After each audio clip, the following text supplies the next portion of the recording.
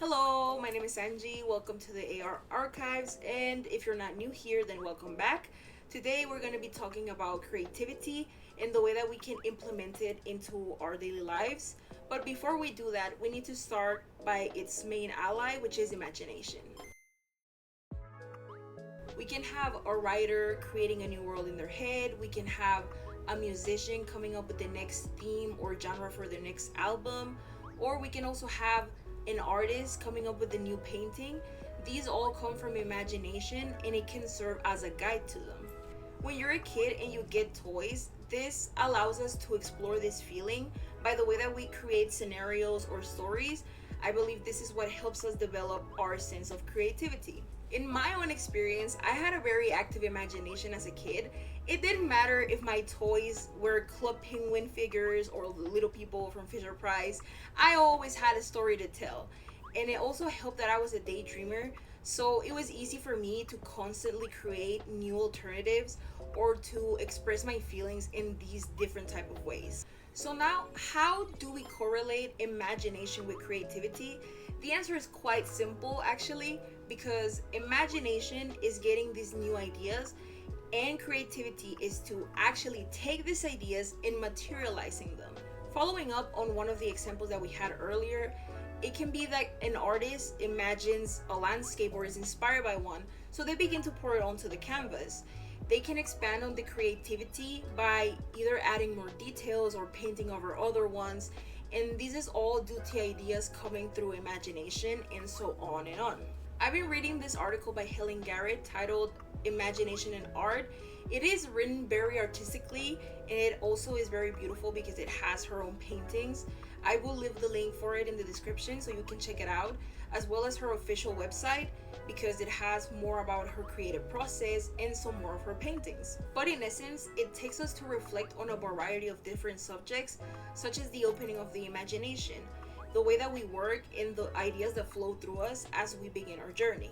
Being able to find yourself in your work and detect the characteristics of you that you are implementing onto it. Being true and learning to be free, where we once again find the comparison to a child's imagination, how it can be so pure and genuine, and how we have the need to keep that with us so that we can ultimately learn from it and then experience our imagination to its full capacity. So finally, this takes us to understand through Helen Garrett's words that as we live our lives open to the imagination, our relationship with it strengthens. It is a place where we can be absolutely free. It is beside us, within us, outside of us. It is perception. It is energetic meeting points between people. It is prophecy and timeless travel and empathy and nothingness all at once. Going back a bit to the correlation of it all, you can have an active imagination about a lot of different things, but if it isn't something that inspires you, then you're gonna find it more difficult to create. One clear example I have about this is that one day I had a dream about a crew that was dedicated to sail the seas. It was very detailed when it came to the boat, they had a submarine and stuff like that. So I woke up thinking how that could be turned into something more. Maybe considering writing it down as a short story.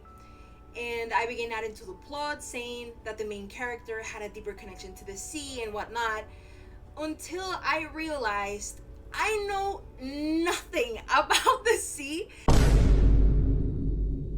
So I wanted my main character to have a deep connection to the sea when I didn't have one. Granted, I could have done some research to try and write something down, but at the end of the day, I asked myself if it was truly something that inspired me. At the end, I decided it wasn't, so I just scrapped the whole idea. Again, I couldn't write because despite having an idea, I wasn't inspired by it. So basically, pursue ideas that you're genuinely interested in, and it will become easier for you to materialize them or to even gain the motivation to do so. And who knows, if you have past ideas stored away because at the moment they didn't seem like something that you wanted to do, you can always revisit them and see if maybe your perspective has shifted. After all, the only constant in this life is change, so maybe you have changed your mind about them. Now that we've established the path our imagination can take us to, we are now met with actually doing something with it. Creativity isn't solely based on art, it can also become a way of living and a way for us to connect with our surroundings and embrace them.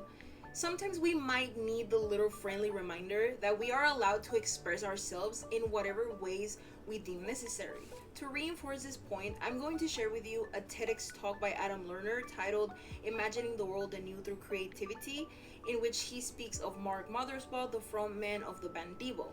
This talk is barely 20 minutes long. I will leave the link down in the description as well so you can check it out, and I highly recommend you to do so.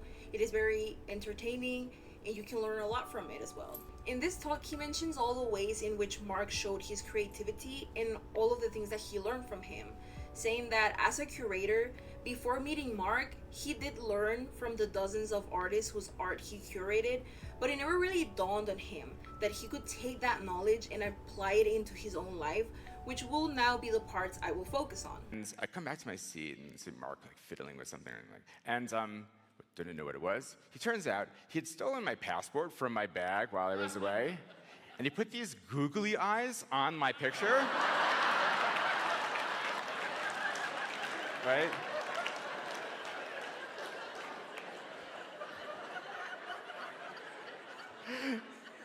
Which I fortunately found out about before we got to customs. Okay. So that last bit, it's not beside the point. Because the essence of his art is connected to his gags and his goofiness. You see, Mark sees the entire world as a sandbox, and he feels free to play in it. You see, he continually reinvents, he continually reimagines the world afresh. We can see that despite being considered as something silly, it is at the end of the day his spark, which not only fuels his sense of self and personality, but also his art and ideas. I think that nowadays there is a concept that seems to be directly connected to this, which is being a whimsical person. Even people are creating content on how to add some whimsy to your life. It is not something new, but at the same time, it is a growing mindset, which I genuinely support because it is inspiring people to be their true selves, which is something that we've already established is good for us to be free and therefore put our imagination and creativity to use. I came to feel like he's not just the most creative person I'd ever met, he's probably one of the most creative forces in American culture over the last 40 years. It took 8 rooms and 10,000 square feet to be able to just scratch the surface of this career of music and art. And that's, was a huge success, partly because the underlying message of it was that it's not that he is a master artist. That wasn't the message. The message of the exhibition was that here is somebody who's living their life creatively. As we can see, creativity is a way that we can live by. It's not about being the greatest artist of all time. It is all about simply doing it, like Adam Lerner stated. I believe some people lose this sense of self by experiencing situations in their lives that change them, but it is also very important to allow yourself to fall back into your root of imagination and childlike wonder, as these are the things that will help you live creatively to your full potential. Now we're going to take a little dive into aspects that could further expand creativity into your lifestyle. The first thing is to quite obviously create art. Let it be making paintings, drawings, music, poetry, anything you want. For beginners in this, I feel like a lot of people are being held back by their fear of rejection, or it might also be that nowadays expectations make you scared to even give it a try. However, there are others encouraging people to create bad art, which can be a good way to help get rid of this feeling of not being good enough, and also serve as a reminder that at the end of the day, art is indeed subjective. You can literally make anything you want, because truthfully, as long as it has real meaning to you, I personally don't see how it could be considered bad art. If you feel this way because you are comparing yourself to professionals or to classic works of art that are loved by many, then it is understandable to get overwhelmed. But you will have to remember that as long as your art resonates with yourself, trust that it will be noticeable. And this will show you that there is really no wrong way to do it. And of course, I have my own examples to show you, so you know that you can just create anything you want. So we have this, and basically you do everything even if you don't have the experience. You just do it for the fun of it. If it doesn't make any sense, then it doesn't make any sense. If it resonates with you, that's all that matters. That is the whole point. That is the whole point. Those are a few examples of what I have in this. Before we start with this next thing, I will admit that this was a personal attack, but hey, I'm including it so we all listen and learn, okay? It's not just me. This is for you as well. Basically, a while ago, I was scrolling through TikTok as one does. I don't remember if it was a video, if it was a comment. I wish I took a screenshot of it. But basically what it said was, name a hobby of yours that doesn't consist in consuming media. I was shocked. I looked around my room and everything that I own is about things that I consume. Let it be video games, movies, shows, music, books.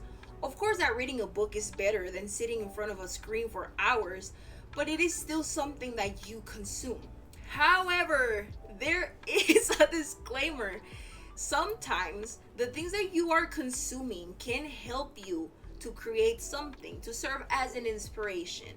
Let's say you're a writer and your favorite genre is fantasy. So maybe you're watching his art materials or you're reading The Lord of the Rings. It all depends on the purpose that you are giving it. And obviously, I have more to share because this is never ending. Basically, I got inspired to make it by the song Angel by Little Sims because I'm also a Pisces and I could relate. This I made because I was really into Call of Duty. Again, video games inspiring something good at least. And then lastly, and this one is from another song actually. Maybe when I can get this page. Yes, okay. This was inspired by Hard Part 6 by Kendrick Lamar, one of my favorite artists. This is it. So basically that's what you can see. Some things can inspire you to create other things. Something else I like to add is that this is in no way trying to make you feel guilty for enjoying media. You can do it with no problem whatsoever. But if you are looking to create more and to live creatively, then it is important for you to step back and reevaluate what you're doing with your free time, especially if you have a lot of it. Creating more than you consume can sound overwhelming, but then again, this is all about what you can do. This is not a law, this is not a protocol to follow. This is not to say that if you played a game for 3 hours and only painted for 1, then you're bound to fail. That's not the case. It all depends on each individual, the time and the resources that you have in your hands. If you have an idea, write it down. You might be able to expand on it later. If you have some broken crayons laying around, grab them and make them into a Kindle. Download an app on your phone and create music on it. It all depends on what you have available, which takes us to our last piece of advice. Sometimes our everyday situations can be improved by us creating something, and this is outside of art-related things, which can only solidify what Adam Lerner defined as living creatively through the example of Mark Mothersbaugh's life. It's all about wondering why. Why do things work in the way that they do? Could we change something? Could we implement a different process and get to the same result? Should we strive to get the same result? What if we don't? These can be applied even to the smallest thing in your environment, and it takes us back to the concept of incorporating your personality into set things. Fixing ripped clothes with patches instead of trying to make them look new or the same. Using crates for storage as shelves, which is basically still storaging, but you know what I mean. There is a difference. We can also turn cans into plant pots. We can make bottle cap pins. Anything that can add our creativity into our daily lives. Obviously, I have more examples to show you, but this time it will only be in pictures because I cannot be bothered right now to record them. Now that we're done, we can conclude that living creatively is to do the things that can make your life brighter and happier. It's all about being free and true to ourselves, making the clear observation that childlike imagination is at the center of it all, due to the curiosity of the world and the wonderment it brings, and the fact that we can perceive things through it with no judgment and simply feeling. Once again, to tie it all together, we have the concept of being a whimsical person, letting our imagination flow through our creations, embracing it, having a deep appreciation of everything that surrounds us, seeing the beauty in life, and letting our inner child play and be part of it. This is what living creatively is. So this is the end of the video. Hopefully you liked it, you learned something from it, you're inspired to live creatively, to make those changes that you need. Please subscribe, comment, like, everything everyone does. And I will be seeing you in the next video. Goodbye.